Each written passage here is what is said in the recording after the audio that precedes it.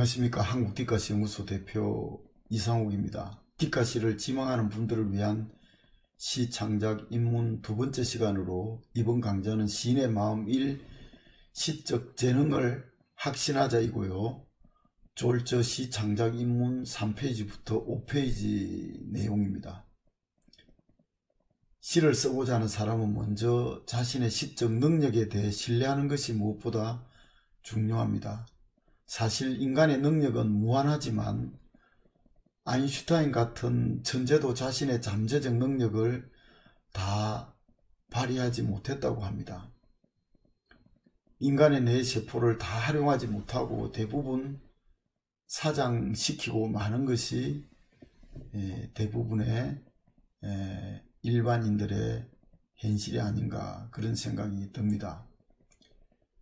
신의 형상을 따라 창조되었다고 하는 인간의 잠재 능력 속에는 신과 같은 엄청난 창조적 에너지를 지니고 있다고 볼 수 있습니다. 어머니가 불 속에서 자신의 체중보다 몇 배 무거운 물건을 번쩍 드러내고는 아이를 구해낸 그런 전설 같은 이야기도 같은 맥락으로 볼 수 있습니다.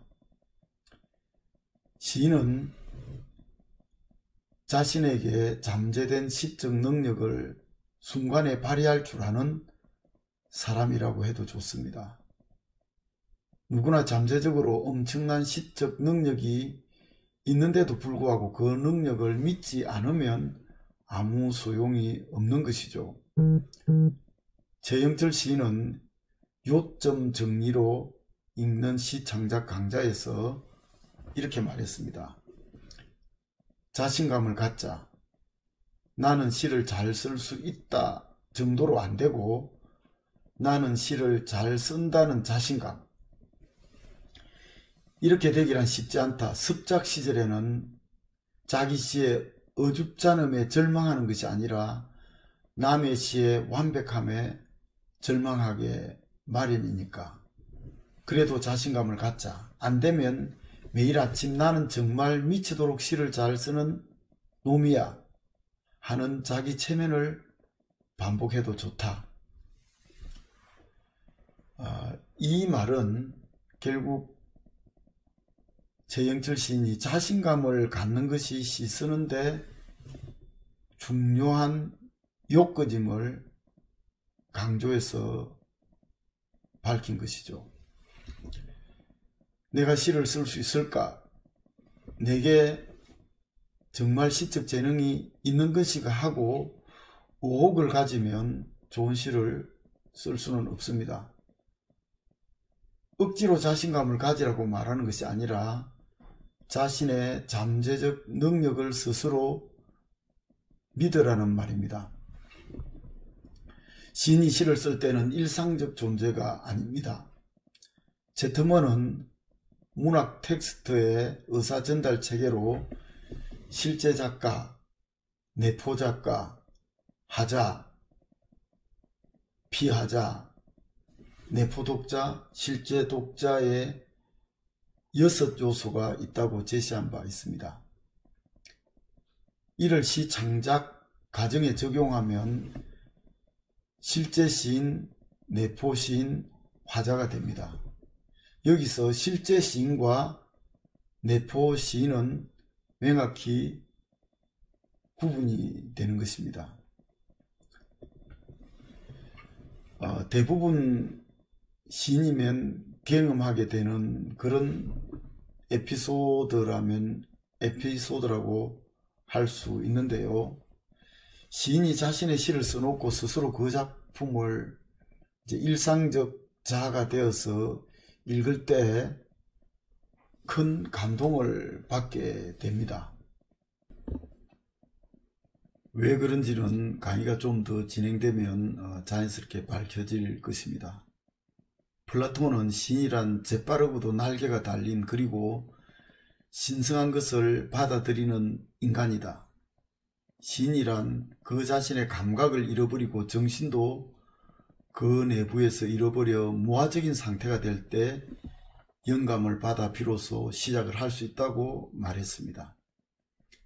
이 말은 시인은 자신의 이성만으로 시를 쓰는 것이 아니라 초능력이라 할 수 있는 영감을 받아 시를 쓴다는 것입니다.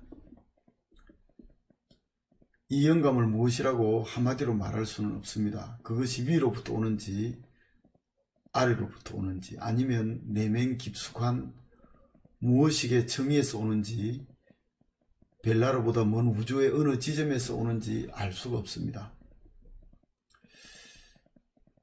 꼭 플라톤의 영감은 아니더라도 아무튼 시인은 시를 쓸 때는 일상적 실제 시인에서 내포 시인으로 전이된다고 보는 것입니다. 이런 점에서 시적 능력은 내포적 시인으로서의 능력입니다.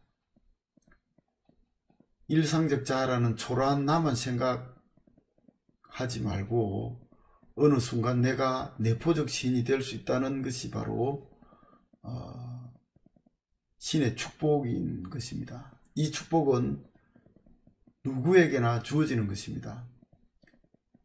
특정 몇몇 시인에게만 주어진다고 생각하는 사람들도 있겠지만 결코 그런 것은 아닙니다. 내가 노트북으로 시를 쓴다고 가정해보면 몰입할 때 누군가 나를 응시할 때 아마 깜짝 놀랄 것입니다. 시를 쓰지 않고 일상적 자로서의 나만 볼 때와 내포적 시인이 되어서 시를 쓸 때 내 모습은 너무나 다르게 보일 것이기 때문입니다. 그때 나의 눈빛은 더욱 빛나고 정서는 극도로 예민해지고 지적 능력도 증폭되어 있을 것이죠. 내가 노트북 앞에서 시를 쓰고 있는 모습은 그런 측면에서 매우 낯설게 보여진다는 것입니다.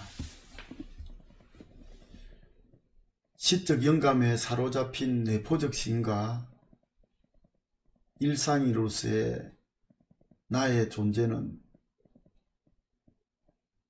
그야말로 타인이라고 해도 좋을 법합니다.